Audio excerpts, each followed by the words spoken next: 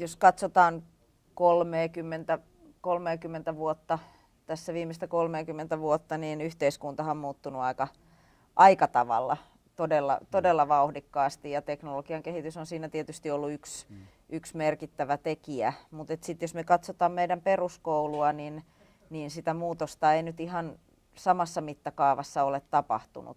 Eli monessa kohtaa ollaan pitäydytty hyvin perinteisessä tavassa oppia ja käydä koulua. Ja toisaalta sitten samalla tutkimukset tukee sitä, että yhä suurempi osa siitä oppimisesta tapahtuu jossakin muualla kuin koulun sisällä. Eli koululla ei ole enää sellaista tietynlaista omistajuutta siihen oppimiseen.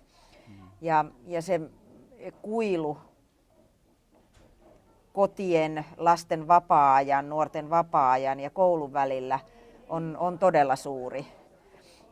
Ja tässä kohtaa varmaankin niin sitten tulee helposti tällaisia motivaatioon liittyviä asioita ja sitä, että onko se toimintakulttuuri, joka kouluissa on, niin enää millään tavalla mielekäs lapsille ja nuorille, kun koko yhteiskunta on muuttunut ja toimintakulttuuri on hyvin erilainen.